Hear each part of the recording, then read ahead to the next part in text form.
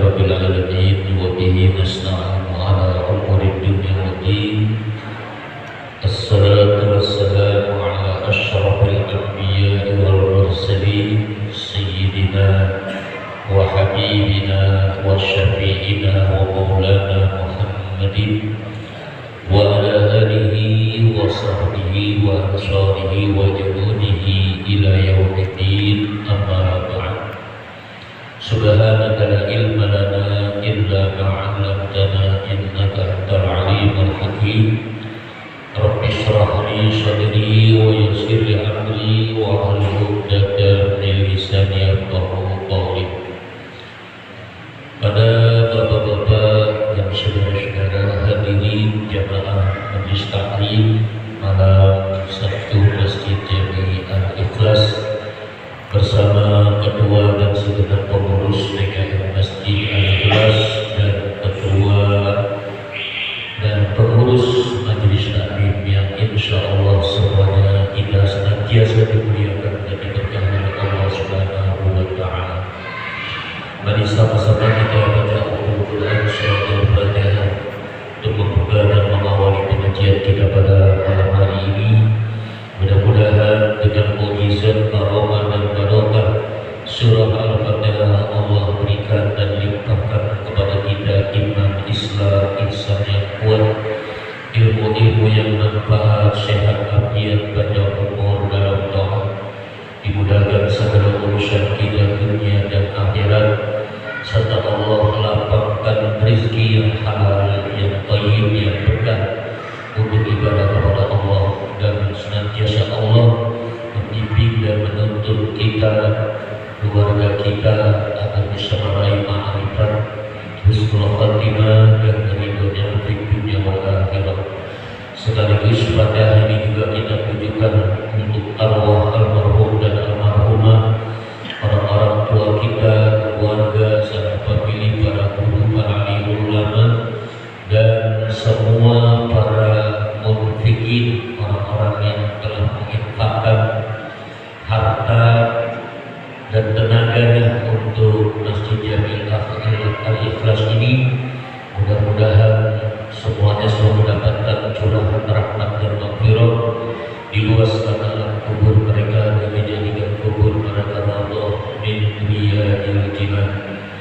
Billahi ta'ala bidikanya min hadratin Nabi Muhammadin sallallahu alaihi wasallam wa alihi washabihi wa azwajihi wa dzurriyyatihi radhiyallahu anhum wa ila jami'il anbiya wal mursalin wal malaikatil muqarrabin wal awliya'il 'arifin al muhaqqiqin wal ulama'il 'adilin wa syuhada'i was-salihin. Khususan ila hadrati syukur awliya Syekhuddin Abdul Qadir Jailani, bila hadrati syukur awliya Syekh bila sana sajidi, bila hadrati syukur awliya Syekh Wahuddin An-Naksabandi, bila hadrati syairadin Abdul Azhar Al-Musi wa Syekh Abdul Salam wa Syekh Hudari bin Hasan bila Syekh Babak Jalal wa Syarabaki Musyaki bila Syekh Syarabaki Abdul Jalal Musyaki bila hadrati Syekh Yashullah Al-Mazki wa Syekh Haji Muhammad Syafi'i bila hadrati Syekh Syarafuddin Abdul Jalal Musyaki wa musyulihim wa qurihim Syekh wa dalmuzihim wa zawjatihim wa man intasab ilayhim qaddasallahu asrarahum wa ila jami'i arwahi abaina wa ummahatina rijalina wa jaddatina amamina wa amatina wa akhwalina wa khawlatina man haqqun alina wa limasyaihina muallimina wa asatidatina wa ila jami'il muslimin wal muslimat wal mu'minin wal mu'minat al-ahya'i minhum wal amwat. Syai'un lillahi lana wa lahumul fatihah. A'udzubillahi minasyaitonir rajim. Bismillahirrahmanirrahim. Alhamdulillahi rabbil alamin arrahmanir rahim maliki yaumiddin.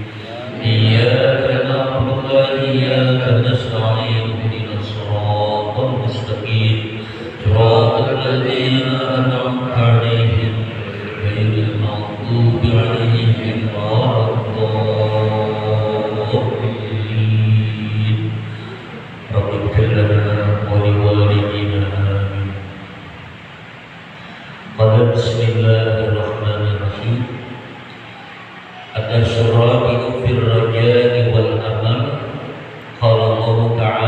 qul ya ibadiyalladzina asrafu ala anfusihim la taqnatu min rahmatillah innallaha yaghfiru dzunuba jami'a innahu huwal ghafurur rahim.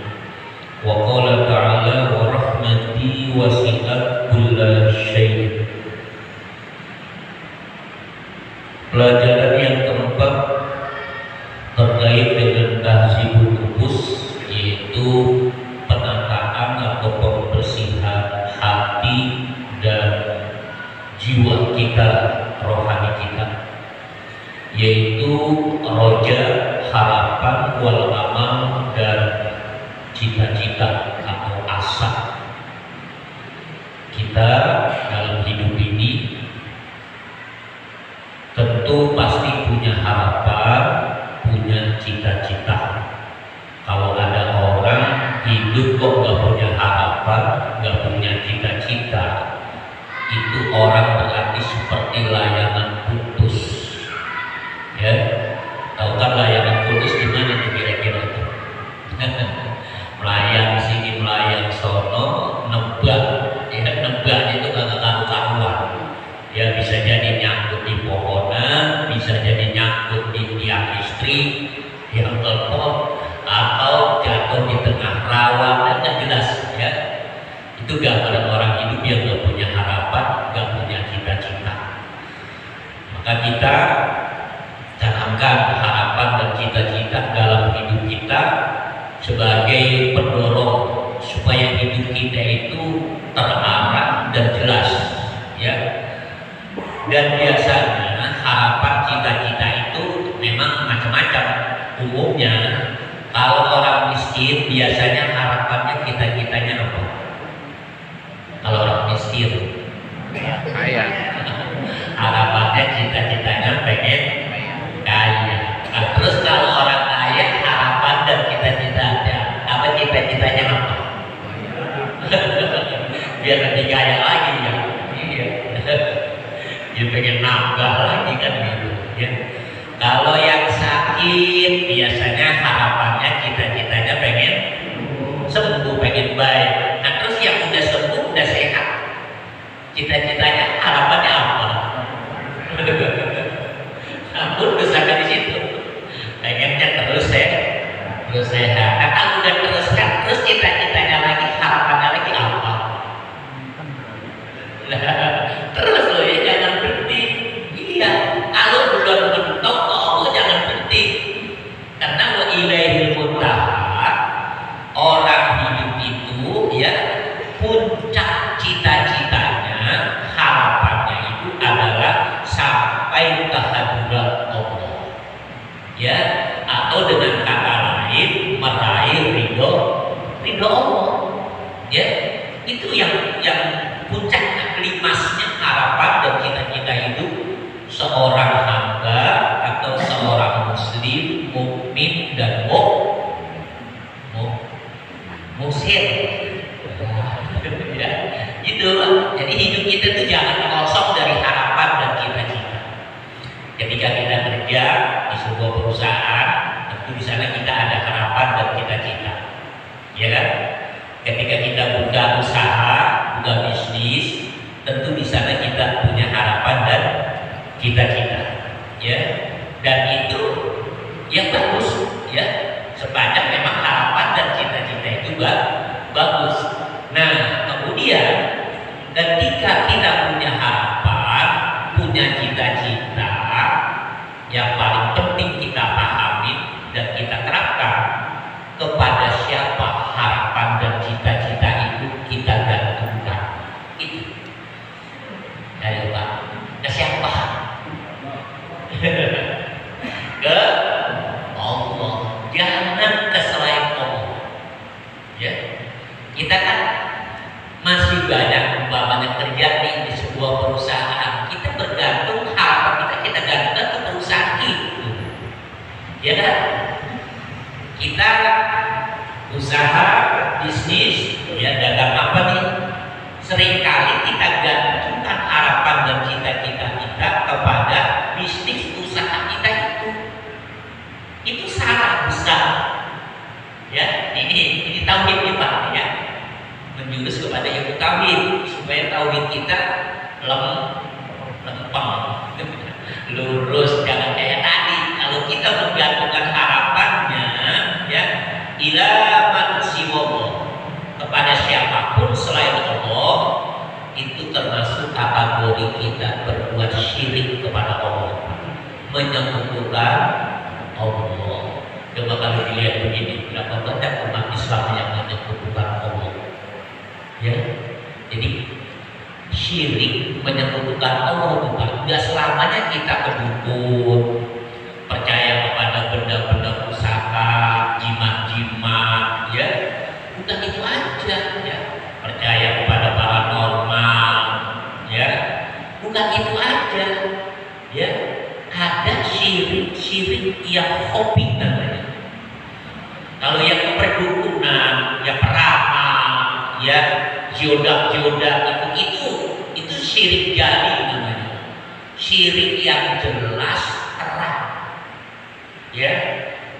Yang bahaya itu syirik hobi, syirik yang samar Pak, tersembunyi, halus.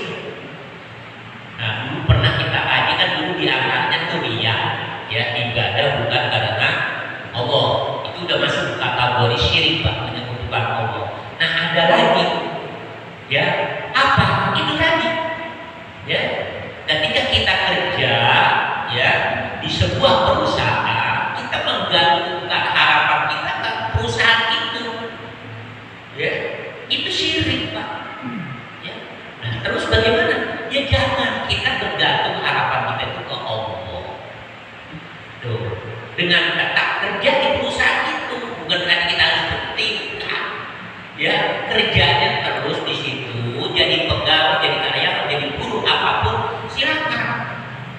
Kita usaha, bisnis, mau dagang apa, mau bisnis apa, yang penting halal, silakan.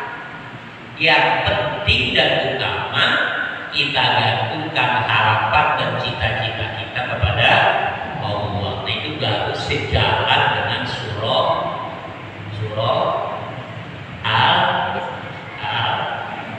Al-Ikhlas. Kita ngaji dulu tidak ikhlas, sebagai nyambung ya kan, surah Al-Ikhlas. Kenapa surah Al-Ikhlas kok nggak ada kata-kata ikhlasnya? Surah Al-Baqarah ada kata-kata Baqarah Pak di dalamnya, Al-Baqarah. Ali Imran ada Ali Imran di dalamnya ya, semuanya ada kecuali Al-Ikhlas dan Al-Fatihah. Kenapa? Al-Ikhlas itu sudah memberikan isyarat kepada kita. Kenapa kalimat Al-Ikhlas dalam surah Al-Ikhlas gak ada, tapi sebutannya surah Al-Ikhlas ya. Atas sebutan lain menurut begitu yang di masyarakat kita ya kan. Nah kenapa? Ya itulah hakikat ikhlas, tidak menonjolkan diri itu loh ya, disembunyiin Pak, nggak pengen ini, nggak pengen itu baru ikhlas.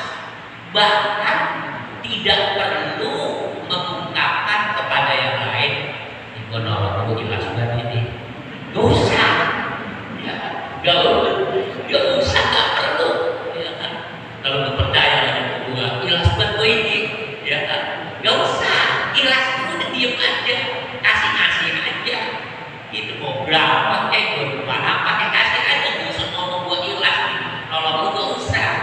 Sebab nanti juga kalau suatu saat terbalik malah malu-maluin. Dulu lu bilang ikhlas, sekarang ada lu. Nah kan ini maluin aja di balik orang. Karena lu nolong gua ikhlas, sekarang lu minta ganti ya kan, sekarang lu minta balas jasa, bagaimana sih ceritanya? Nah itu Pak, ngaji ikhlas itu sangat penting biar kita tahu ikhlas. Ngajinya di mana?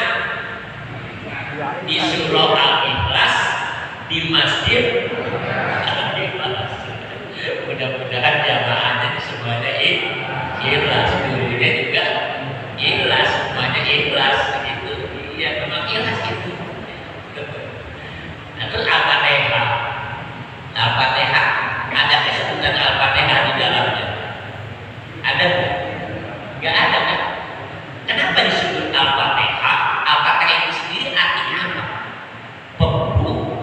pembuka atau pembukaan.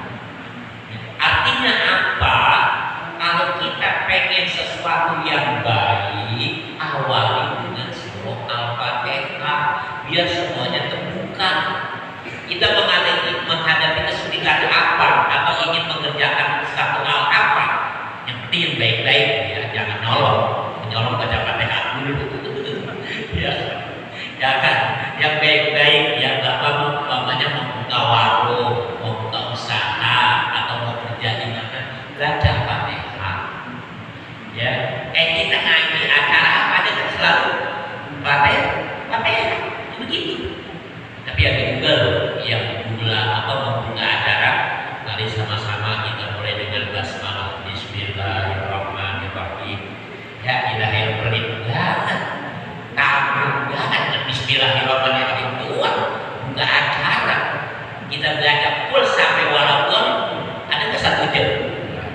Nggak ada kan? Kita baca aja Fatihah sekarang full sampai Bismillahnya doang. Ya kan? Ada yang begitu Bang? Baca mulai kalau begitu. Iya. Baca semuanya. Karena itu surah Al-Fatihah banyak mengandung rahasia-rahasia. Ya, di antaranya ketika kita menghadapi hal-hal yang berat, yang sulit, mulai aja dengan Fatihah. Ya, bahkan kita dalam keadaan senang, jaya, sukses, ya Al-Fatihah dibaca. Sendiri silakan, rame-rame juga silakan. Itu ya, jangan jauh dari Al-Fatihah. Ya, kenapa? Al-Fatihah itu induk dari semua kitab-kitab Allah. Bukan Al-Quran aja, semua ya, Zabur, Taurat, Injil dan Al-Quran itu semua termuat dalam surah Al-Fatihah. Dan di dalam surah Al-Fatihah ada 3 inti ajaran Islam di dalamnya, yaitu pertama syariat, yang kedua tauhid, yang ketiga hakikat. Itu termuat di dalam surah Al-Fatihah.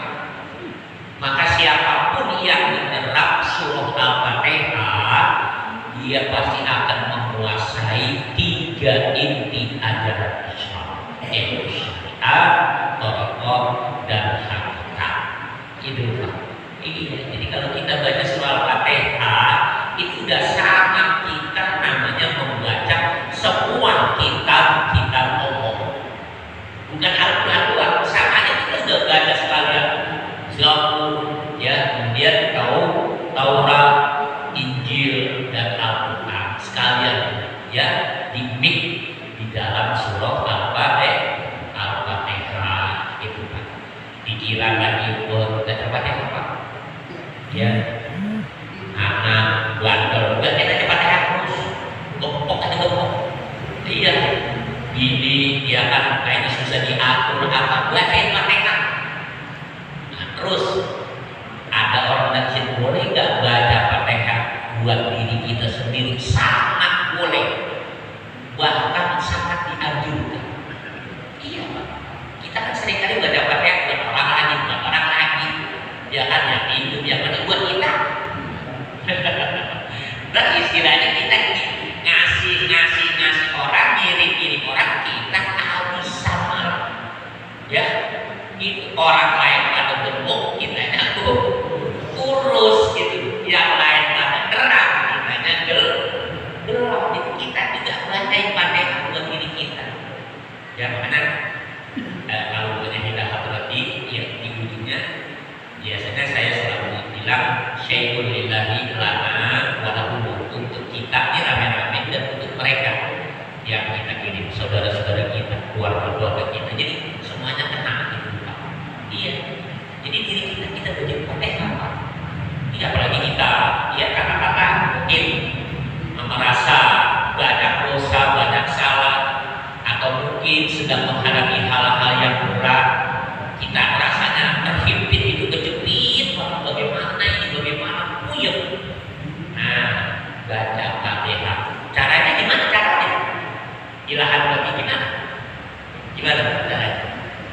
Ila nafsi nafsi al-fatihah, untuk diriku al-fatihah.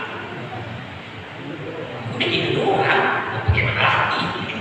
Kecuali mau nambah yang lain, silakan. Tapi kalau untuk diri kita sendiri cukup ila nafsi al-fatihah.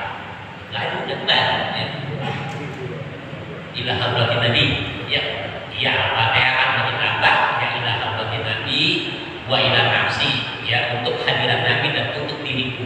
Al-fatihah digabung jadi buat Nabi juga buat diri kita, gitu. Atau kita gabung buat Nabi, buat diri kita, buat orang tua. Silakan aja, kabarnya terserah aja, gitu Pak. Ya, jadi dengan kita sering kali membaca surah Al-Fatihah ya untuk diri kita, insya Allah nanti hati kita akan makin terang, makin bercahaya karena barokah daripada surah Al-Fatihah, ya. Atau menghadapi hal-hal yang sulit, baca aja Fatihah. Atau mau langkah ingin pergi jauh kemana nih, ada tugas apa begitu, baca Fatihah. Kita sampai di satu tempat daerah wilayah yang memang selama ini kita belum pernah injak daerah itu kayak di mana gitu ya, itu sampai baca Fatihah, ya. Kan kalau kita sampai di satu wilayah pada daerah tertentu, kita baca Fatihah untuk Nabi, untuk kita dan untuk ahli Korea, untuk penduduk itu. Penduduk di situ baik penduduk manusia maupun jin, iya, ya.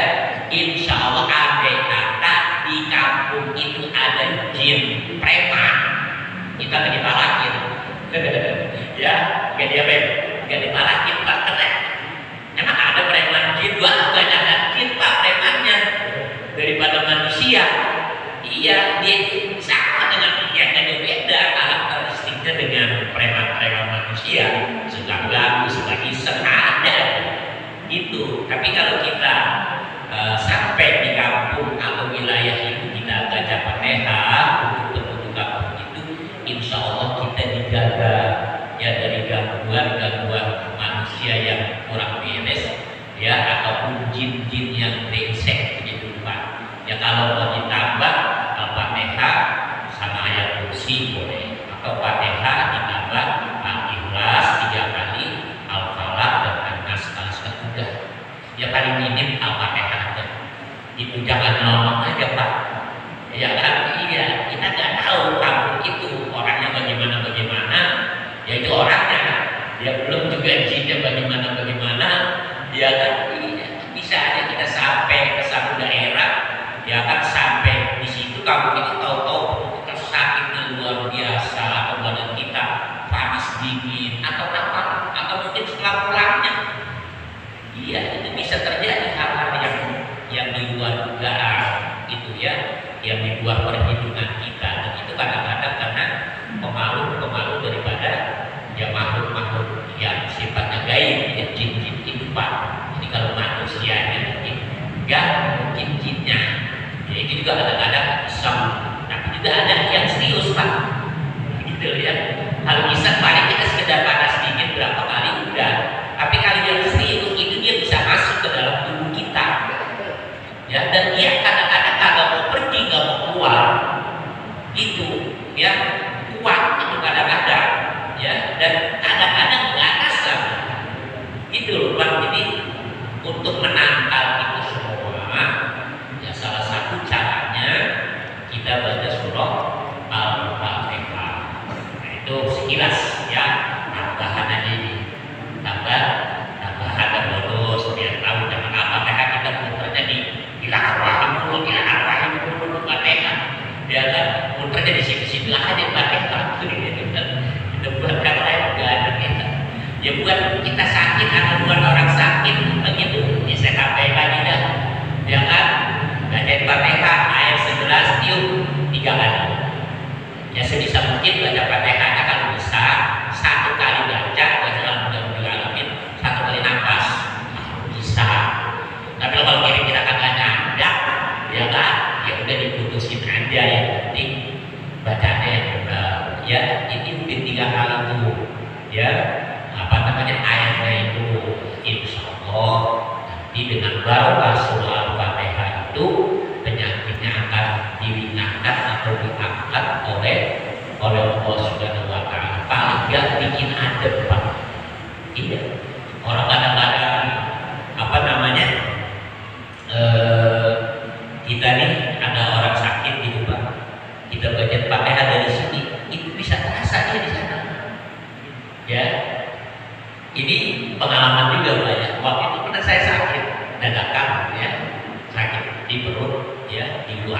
sakitnya luar biasa. Kemudian memang gini ada acara gitu kan, acara haul, dan saya tidak bisa hadir. Dan mendadak memang waktunya pas malam itu mau berangkat haul, saya pulang taklim, kemudian mau acara haul, tahu sakit gitu kan. Jadi saya juga ada PTH, ya informasi dari PH gitu kan kepada keluarga, ya bahkan itu bukan rasa ya hilang rasa sakitnya, ya itu ya salah satu faedah ya. Jadi ketika saya bilang sedih, kita kadang-kadang ada yang suka apa iya gitu, dia apa iya ya kalau nggak ngerasain ya nggak bisa, memang ya susah. Tapi kalau nggak ngerasain memang benar Pak, bahkan terasa ya, langsung terasa ada kayaknya di perut gitu ya.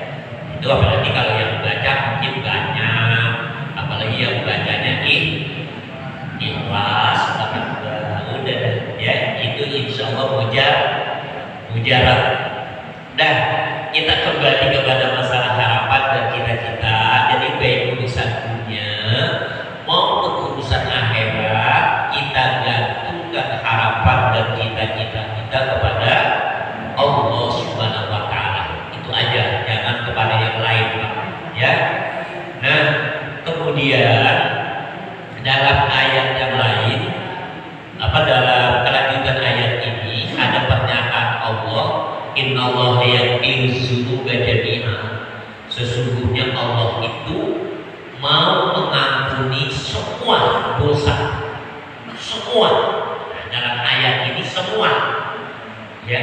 Tapi nanti dalam ayat yang lain Allah menyatakan innallaha la yaghfiru dzunuba, ya, innallaha la yaghfiru an yushraka bihi wa yaghfiru ma duna zalika liman yasha. Allah tidak mau mengampuni orang yang menyekutukannya Pak ya, kecuali selain itu, selain syirik Pak, itu pun bagi yang dikehendaki oleh Allah. Nah, apakah ayat tadi dengan ayat ini yang Allah bilang semua dosa diampuni bertentangan, terjadi paradoks? Enggak ya. Ini ayat namanya, kalau dalam ilmu usul fikih namanya ayat mutlak. Jadi sifatnya umum ya, global. Nah sementara ayat yang tadi itu sifatnya khusus. Jadi ayat ini ditahsis, namanya dibatasi atau ditakyid dengan ayat lain. Jadi Allah mengampuni dosa semuanya, itu tujuannya supaya kita itu jangan berhenti, terus banyakin istighfar sebesar apapun dosa yang kita kerjain Pak. Yang tetap iringin aja dengan istighfar. Gak usah kecil hati, gak usah gua kayak itu kegedean ini. Ya kan, iya enggak sabun. Kayaknya Allah gak bakal ampunin dah dosa lo. Jangan kayak gitu. Ya kan, dulu kan pernah, mungkin sering Bapak dengar ceritanya, ada seorang yang kerjanya itu tukang bunuh orang sampai 99 orang. Banyak benar.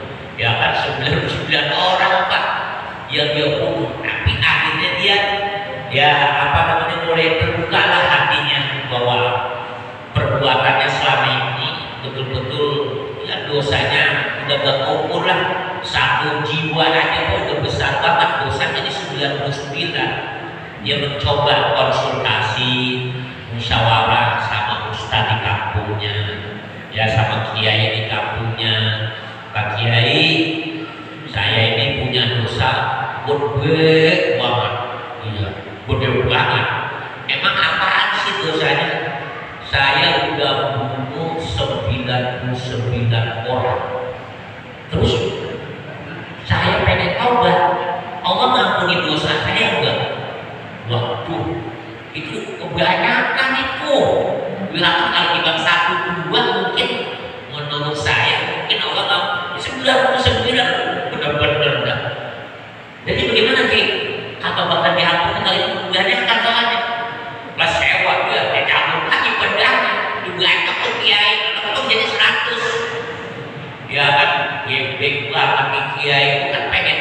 bener. Ya kan? Iya. Ngapain jadi Allah kagak mau ngampunin dosa apa-apanya. Ya di sini aja tuh Kiai. Ya. Akhirnya bagaimana? Dia terus berjalan melangkah mencari petunjuk. Ya, mencari guru. Apakah dosanya ini bisa diampunin atau tidak? Ya, karena orang taubat itu taubat yang benar. Kalau kita taubat dari perbuatan dosa besar itu gak cukup dengan taubat itu aja.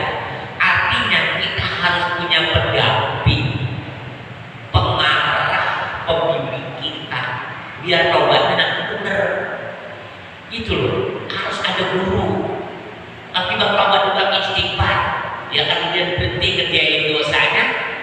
Yang tadi kapan-kapan dia bisa aman lagi. Iya, kapan-kapan bisa aman lagi.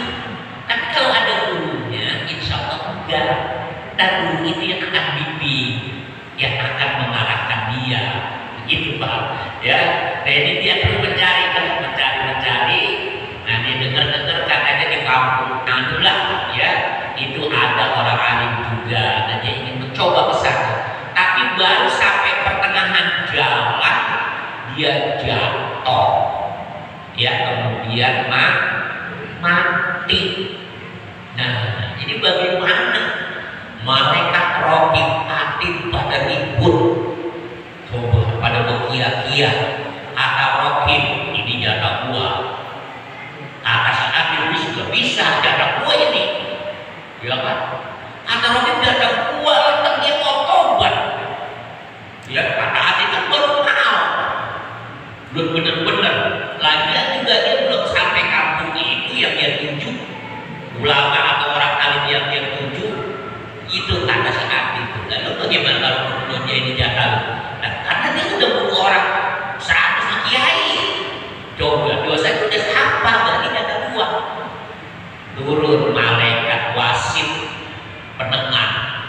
Jangan udah Raqib Atid malaikat yang benar ribut. Ya akan terpina aja dah, biar adil. Ya kita ukur aja tangannya ini. Ya dari tempat dia di mana dia sering melakukan dosa besar itu ke tempat atau kampung di mana dia akan menemui orang alim untuk bertobat. Mana yang lebih dekat jaraknya? Nah, ambil meteran dah. Diambil meteran. Itu sebetulnya dia masih lebih dekat ke kampungnya di mana dia melakukan dosa daripada kampung yang dituju menemui orang alim.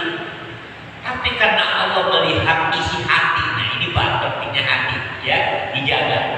Allah memantau, ya, mengawasi hati orang tersebut sudah sangat meluapkan keinginannya untuk taubat, kenceng banget dia, gitu, ya. Akhirnya dengan izin Allah, bumi kampung itu diperintah oleh Allah bergeser mendekat. Gitu Pak. Oh bisa ya? Bisa. Terus orangnya bagaimana gimana? Ya, kan dulu pernah kan yang bencana di mana itu? Ya kan yang terjadi pergeseran kampung kan? Ya sampai berapa meter gitu kan bergeser. Ya ini dengan izin Allah bergeser. Hanya begitu diukur, lebih dekat ke kampung di mana ada orang alim. Dia ingin bertobat dengan melalui orang alim itu. Jadi akhirnya bagaimana? Yang menang ini Raqib apa Atid? Raqib. Tuh, iya. Iya, menang Raqib. Ya. Nah, itulah Pak ya. Nah, jadi kita kembali kepada masalah dosa ya. Jadi ada dosa yang dikecualikan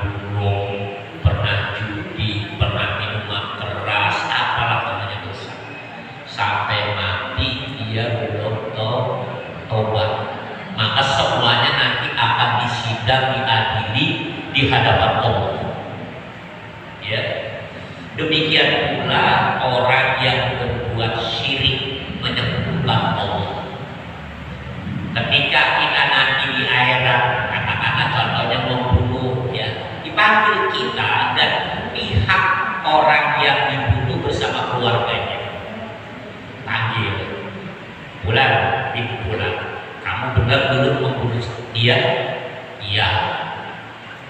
Ini yang dibunuh, bagaimana kamu? Lah, kamu yang bunuh gua ya, karena lu pegang banget gua, dia nggak tahu kan kalau dibunuh.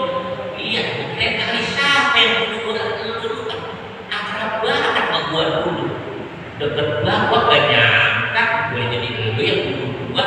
Terungkap kan semuanya di akhir terungkap. Apa yang tersembunyi di dunia nanti semuanya terang di sana. Ya, kecuali yang kita udah taubatin. Kalau udah kita taubatin sebelum mati ditutup, dihapus semuanya, ya kan, nggak bakalan ditaikin lagi. Kalau yang belum ditaikin nggak pasti. Kan tinggal ditanya yang ditutup, terus kamu bagaimana sekarang? Mau istilahnya memaafin atau mau dihukumi yang bunuh kamu? Ya gimana ya, sedangkan saya orang ngobrol dulu sama saya. Iya, ada nggak kejadian di mana orang dekat katanya dia yang bunuh kan bisa terjadi. Ya udahlah, saya maafin aja. Ya kan, iya itu mah yang lalu dialah berlalu, kesian juga nanti dia kalau dicoburin ke neraka. Ya udah, maka dengan seperti itu Allah memaafkan juga, ngampunin bebas. Tuh, semuanya begitu kan nanti yang nolong juga. Ini yang nolong ini orangnya, bagaimana kamu? Ya udahlah, saya maafin, ya udah, Allah tuh ngikutin. Gitu loh Pak. Tapi giliran yang syirik menyekutukan Allah, sama sekali Pak nggak ada celah untuk bisa menyelamatkan dirinya.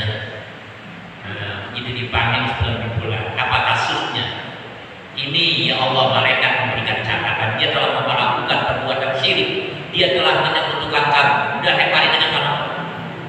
Ampunin saya Allah, udah ada bisa. Iya Pak, kalau udah syirik Allah udah jegrek ditutup udah.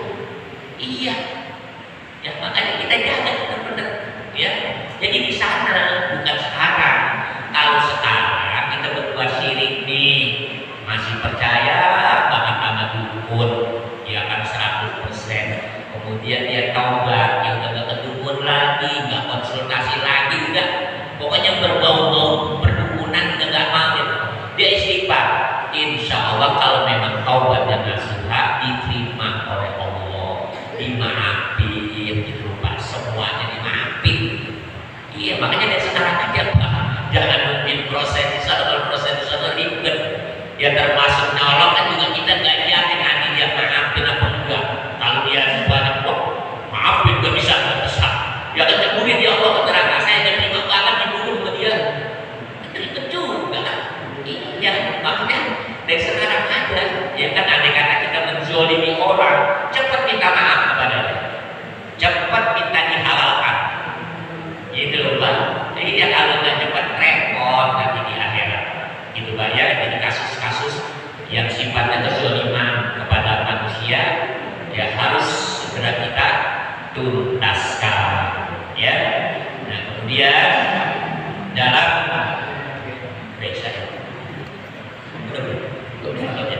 ya, dikit lagi nih. Ya, di dalam ayat-ayat Allah menyatakan wa rahmatu wasi'at kulla syai'in. Sesungguhnya kasih sayangku memenuhi segala sesuatu. Nah, ini kita hidup makanya jangan putus asa. Ya, Allah itu rahmatnya meluas, menjawab semua. Sampai kita yang terkena penyakit kronis, komplikasi akut Pak, itu rahmat Allah masih terus mengalir. Jangan putus asa kemudian dikasih obat udah toh, udah lu gak usah kasih obat buah, percuma. Ya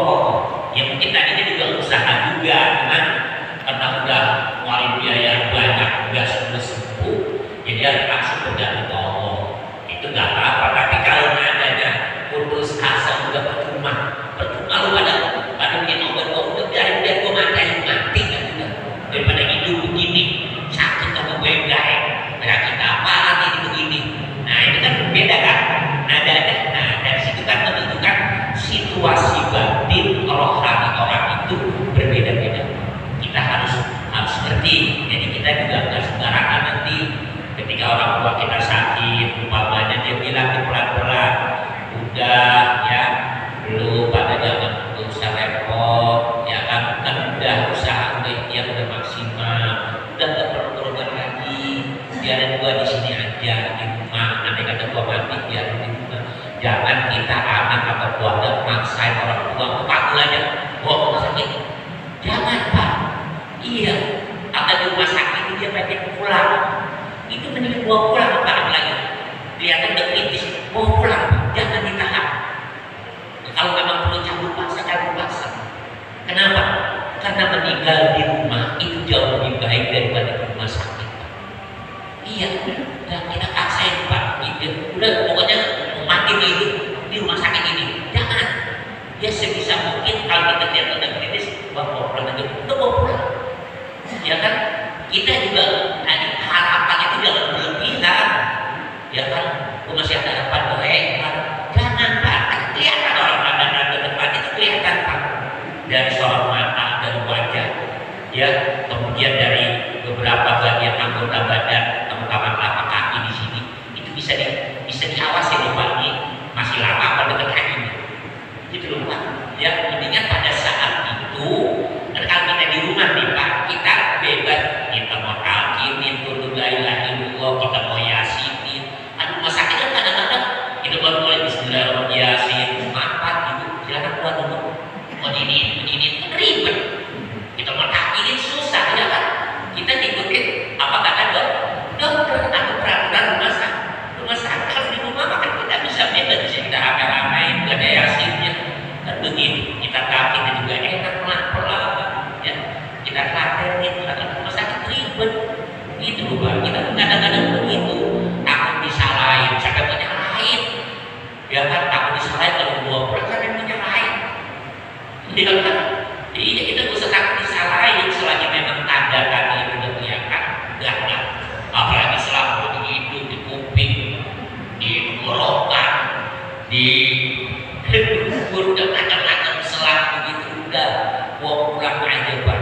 Karena kalau udah kondisi begitu, justru yang perlu kita tangani adalah bagian rohaninya supaya dia meninggal dalam keadaan husnul khotimah. Itu yang terpenting ya.